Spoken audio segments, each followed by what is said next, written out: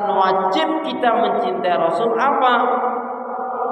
Satu, ya, karena Rasulullah SAW adalah rahmatan lil alamin.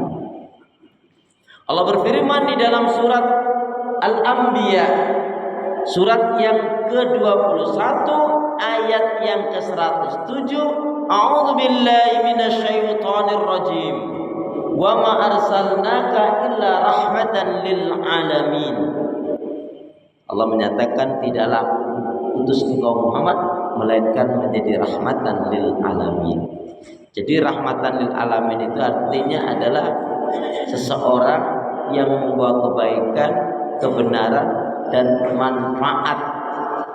Ya, rahmatan lil alamin itu membawa kebaikan, membawa kebenaran, kebaikan dan memberikan manfaat. Dan Rasulullah itu salah satu yang ada memaknai rahmatan lil alamin itu adalah kenapa? Karena membawa kebenaran, kebaikan dan manfaat. Hikmah dan manfaat ada 4. Membawa kebenaran, kebaikan, hikmah dan manfaat.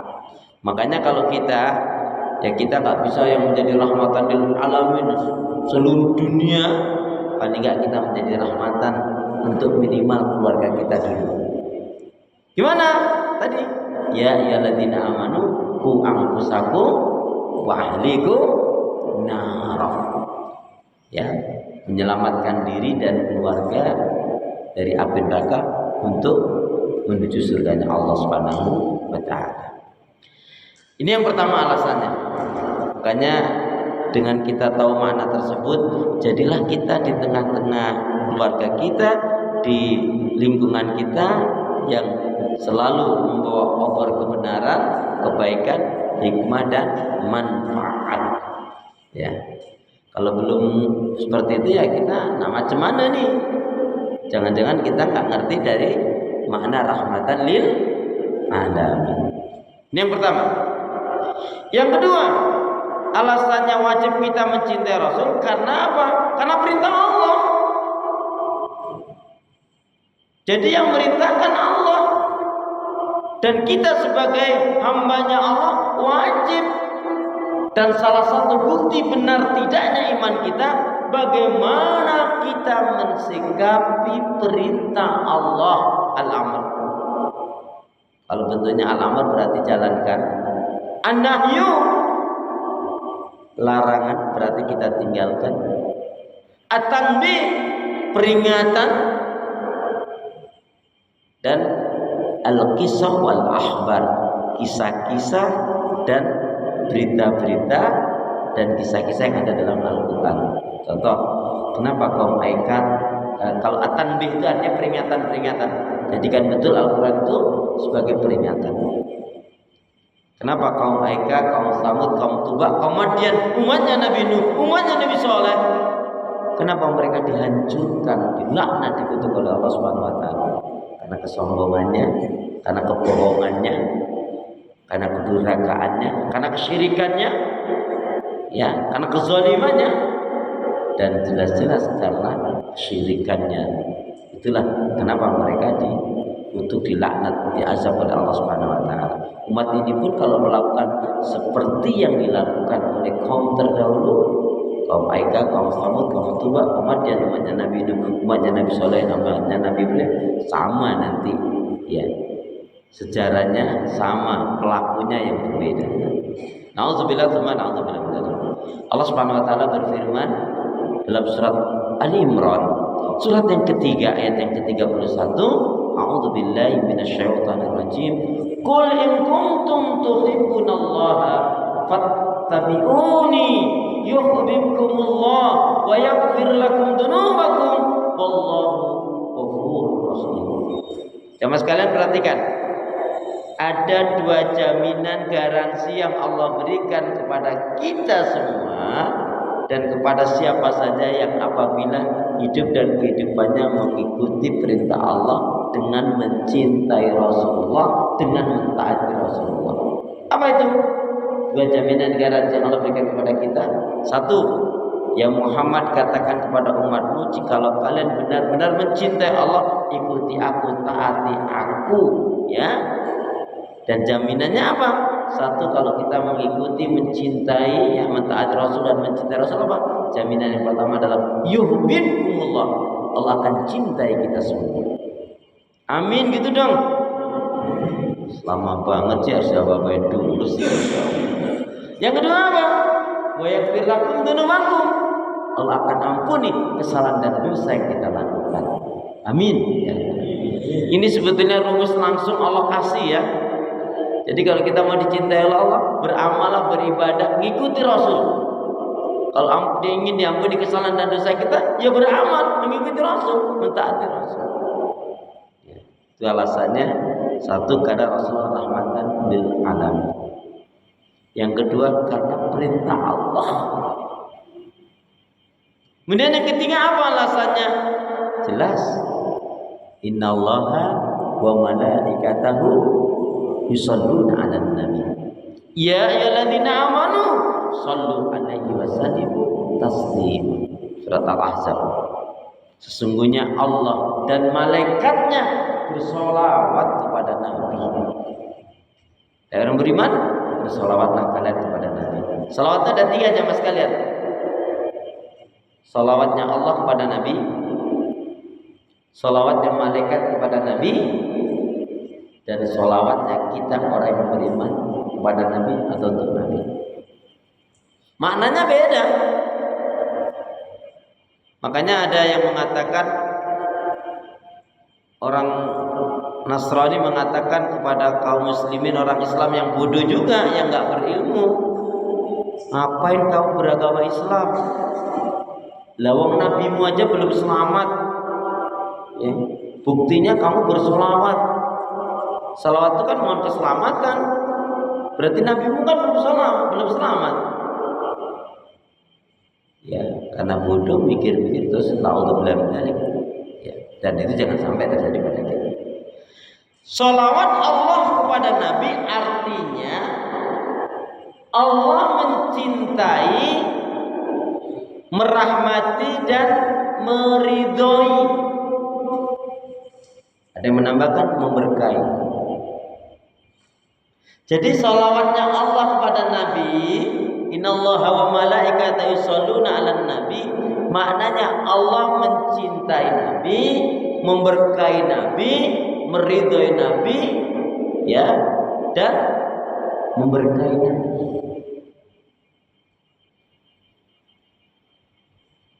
Sedangkan makna sholawatnya malaikat kepada Nabi adalah sebagai, ya, sama cintanya, ada cinta dan penghormatan kepada Nabi.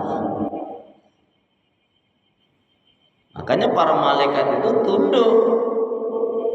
Mereka tahu walaupun diciptakan dari cahaya, tetap Nabi adalah lebih utama dari mereka. Ya. Jadi sholawatnya malaikat kepada Nabi. Diingat-ingat di jamaah sekalian, ya. Boleh ditulis, dicatat, karena nanti semester keluar nih, ya. Keluar nih. Jangan sampai kita tidak ngerti itu maknanya. Jadi sholawat malaikat kepada Nabi apa? Sebagai bukti cinta malaikat dan penghormatan malaikat kepada Nabi. Nah, yang ketiga ini yang perlu kita dalami betul. Apa itu? Sholawat kita kepada Nabi bukan kita menyembah Nabi, ya, tapi sebagai bukti iman dan cinta kepada Nabi. Bukti kita betul-betul beriman, mengimani Nabi dan mencintai Nabi, serta satu lagi apa? Memuliakan Nabi. Ya, jadi sholawatnya kita orang beriman adalah sebagai bukti apa? Imannya kita kepada Nabi, cintanya kita kepada Nabi, dan senantiasa memuliakan Nabi. Jadi kalau kita nggak memahami Allah dan malaikatnya bersolawat, kita solawat saja. Sholat harus pokoknya sholawat. Nah itu namanya emosi, ya. Kita harus pakai ilmu jamaah sekalian. Ya. Baik. Saudara beriman bahwa Allah cinta pada kebaikan dan kebenaran itu alasan yang kedua. Yang ketiga ya. Satu, rahmatan lil alamin. Dua, perintah Allah. Tiga, karena Allah dan malaikatnya bersolawat kepada Nabi, dan Allah perintahkan kita juga bersolawat kepada Nabi. Yang keempat, apa alasannya kita wajib mencintai Nabi? Nah ini karena Rasulullah SAW apa? Uswatun hasanah. Allah Subhanahu wa taala berfirman di dalam surat Al-Ahzab, surat yang ke-33 ayat yang ke-21, A'udzu billahi minasyaitonir rajim. Laqad kana lakum fi Rasulillahi uswatun hasanah liman kana yarjullaha wal yawmal akhir wa dzakarallaha katsira. Sungguh telah terdapat suri tauladan yang terbaik pada diri Rasulullah. Bagi siapa? Bagi orang-orang yang mengharapkan perjumpaannya dengan Allah dan hari akhirat. Salah satu ciri khas umatnya Rasulullah ini khas. Ciri khas umatnya Rasulullah apa? Wa dzakarallaha katsira. Banyak-banyak berzikir kepada Allah, banyak mengingat Allah. Baik zikir lisani, zikir qalbi, zikir amali. Saya pernah sampaikan pada jamaah sekalian, zikir qalbi itu di dalam qalbu kita, di dalam hati kita memiliki 5 rasa. Ada yang masih ingat? Kalau lupa nggak tahu nanti saya kasih tahu. Zikir qalbi itu dasar jamaah sekalian. Kalau zikir lisan kan subhanallah walhamdulillah wa la ilaha illallah Allahu akbar la haula wala quwwata illa billah astagfirullah masyaallah menyebut asma Allah. Tapi zikir qalbi ini dasar. Apa? Karena dalam qalbu kita, dalam hati kita memiliki 5 rasa. Rasa cinta, rasa rindu, rasa malu, rasa takut, dan merasa selalu diawasi oleh Allah. Dan orang yang bertakwa pasti memiliki 5 rasa ini. Rasa cinta, rasa rindu, rasa malu, rasa takut, dan merasa selalu diawasi oleh Allah Subhanahu wa taala. Baik, ini sebenarnya materi biasanya 2 kali pertemuan, ya sudah saya singkat saja. Ya, jadi tadi juga innallaha wa malaikatahu tadi ada di dalam surat Al-Ahzab ya. Saya lupa ayatnya cari sendiri. Kemudian tadi uswatun hasanah, ini banyak sekali. Rasulullah itu uswatun dalam hal apa? Ya, saya menyimpulkan manusia yang paling taat, yang paling imannya benar, yang paling cintanya benar kepada Allah adalah Rasulullah. Yang paling mencintai, dicintai oleh Allah adalah Rasulullah. Yang paling baik tutur katanya, tidak pernah berdusta. Yang paling baik bersih hatinya, yang paling amanah, yang paling taat, yang paling mulia akhlaknya, yang paling baik rumah tangganya. Rasul mengatakan, baiti jannati, rumahku surga. Yang paling baik dalam peperangan.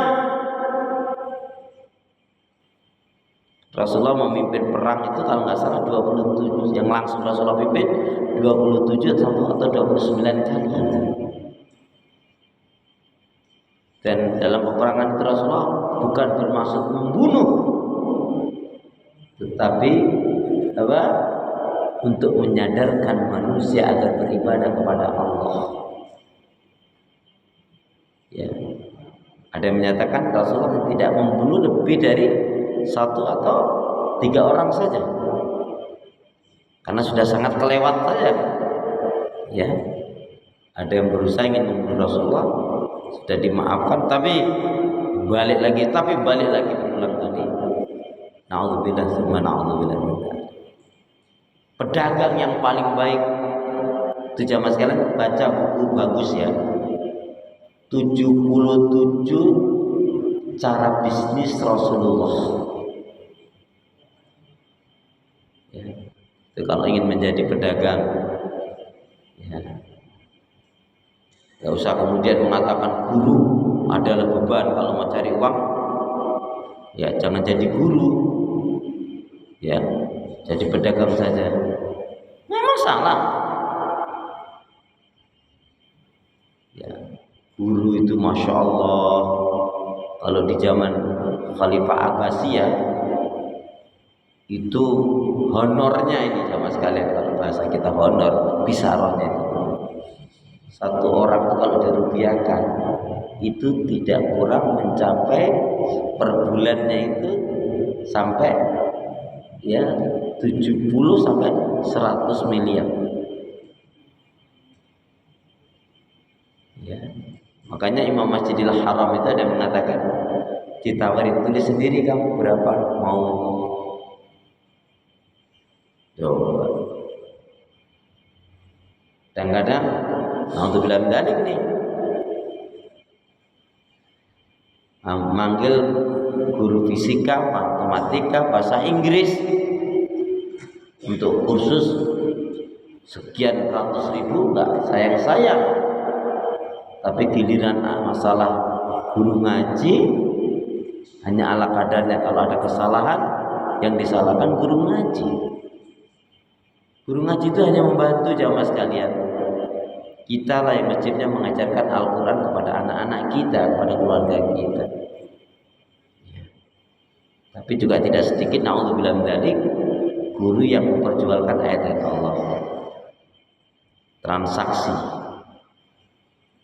Ustaz, berapa kami kalau mengundang Ustaz? Aduh, jangan bilang begitu, tidak boleh bilang gitu. Udah kira-kira sendiri aja lah. Saya sih biasanya kalau di dalam kota itu ya 5 juta. Kalau luar kota yang kira-kira sendiri lah. Astagfirullah. Jangan pernah mengundang Ustaz yang pasang tarif. Karena yang berdosa bukan hanya Ustaznya itu aja, jamaahnya juga berdosa. Ya, na'udzubillah. Dulu di masanya ada itu Ustaz top kondang banget itu. Selama 7 menit kultum dengan buka bersama, cara buka bersama. Pada saat itu 7 menit itu 20 juta. Saya tidak sebutkan namanya. Tapi saya perlu sebutkan nama yang bagus, salah satunya Ustaz Dahsyat Latif itu ketika ceramah di Palembang. Ini nggak kenal ini, nggak kenal ini. Ya jamaah aja mendengar gitu. Rumahnya dekat masjid, dia pulang ke masjid. Padahal beliau panitia itu hanya ngasih kalau nggak salah 7 atau 10 juta atau kurang 10 juta kurang lebihnya. Tapi jamaah ini pulang dia ngasih 30 juta.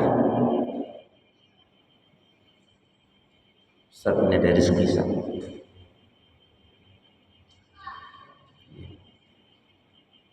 Allah alam bisawab. Demikian juga berita yang menarik tentang Allah yarham Ibu Lutfiah Sungkar itu, ya, diundang di Semarang, hanya kasih berapa juta, 1,5 juta gitu, bawa mobil sendiri, bawa sopir. Tapi beliau ya tidak masalah, alhamdulillah. Tapi ada jamaah yang menggerakkan hatinya memberi, yaitu 5 atau 10 juta. Allah alam. Beritanya saya pernah dengar begitu. Allah alam benar. Tapi intinya jamaah sekalian, Rasulullah itu yang paling bersih hatinya, paling baik rumah tangganya, paling jujur, paling amanah, paling taat ibadahnya. Makanya uswatun hasanah itu ada pada diri Rasulullah dalam ketaatan, dalam masalah tauhid. Makanya kalau kaitannya dengan maulid itu buat diingatkan, Rasulullah itu betul-betul dakwanya adalah dakwah tauhid untuk membebaskan manusia dari kesyirikan, penghambaannya, pengabdiannya hanya kepada Allah Subhanahu wa taala. Ya. Untuk kita nih bapak-bapak, nah, Rasulullah pernah menyatakan khairukum li ahli, khairukum li ahli. Sebaik-baiknya kalian kaum laki-laki, kaum suami adalah yang paling baik untuk istri dan anaknya atau keluarganya. Dan aku adalah contoh yang terbaik itu. Ya, sampai-sampai Ibunda Aisyah itu bercerita, Rasulullah itu kalau di rumah itu nggak segan-segan membantu, apakah memasak, apakah menjahit, apakah bersih-bersih rumah. Ya. Bahkan Rasulullah itu pernah marah, tapi marahnya Rasulullah itu unik. Dan itu di dalam hadis sahih diceritakan ketika Ibunda Aisyah ya dikira sudah tidur oleh Rasulullah, perlahan-lahan Rasulullah keluar rumah karena tidak mau mengganggu tidurnya istrinya. Keluar, ternyata Ibunda Aisyah ini belum tidur. Ya, loh kok melihat Rasulullah keluar tuh pelan-pelan. Mau kemana ini? Mau istri yang mana ini? Mau ke istri yang mana ini? Mau ke istri yang mana ini? Tututin, diikutin. Enggak taunya Rasulullah pergi ke Baqi, ya. Ke Baqi, ke makam syuhada para sahabat Nabi. Walah, bukan ke istri yang satu yang lainnya, bukan, tapi ke makam. Dan Rasulullah di sana mendoakan. Dan itu boleh kita ziarah kubur, satu untuk mengingat kematian, dua untuk mendoakan. Kenapa? Karena pada saat itu ada yang meninggal Rasulullah, yaitu dari Safar kalau nggak salah, sehingga Rasulullah belum sempat mendoakan langsung atau belum bertakziah. Allah a'lam bishawab. Rasulullah tahu kalau Ibu Nisa ngikutin itu. Terus begitu Rasulullah balik, cepat-cepat sifat kuping kalau orang Jawa. Lari balik ke rumah, ya namanya lari ngos-ngosan kan. Rasulullah setelah mengucapkan salam, dan kamu cemburu ya? Ngomong kamu cemburu ya, itu sambil memegang hidungnya Ibunda Aisyah. Kamu cemburu ya? Ada nggak bu kira-kira suami yang gitu bu? Tadi kamu apa ngikutin aku? Cemburu ya kamu ya? Ada apa tadi kamu? Tapi Rasulullah begitu. Kamu cemburu ya? Istighfar. Karena saat ini syaitan sedang berusaha hati, pikiran, dan perasaan. Kalau saya menyimpulkan begitu. Istighfar kamu, mohon ampun kepada Allah. Ketahuilah saat ini syaitan sedang berusaha hati, pikiran, dan perasaan. Coba Allah a'lam. Jadi banyak sekali keteladanan Rasulullah bagaimana sebagai seorang pemaaf yang sangat dermawan, yang sangat bijak, yang sangat santun, yang sangat adil, dengan mengatakan sekiranya Fatimah binti Muhammad mencuri, maka akan aku potong tangannya. Baik, saya tambahkan satu lagi, yaitu Rasulullah juga adalah mendapatkan julukan yang sangat mulia. Apa itu? Apa? Pujian sanjungan Allah kepada Rasul. Gantian dong, masa saya terus? Ayo, yang bisa jawab dengan benar hadiahnya umroh bayar sendiri. Apa sanjungan Allah, pujian Allah kepada Rasulullah?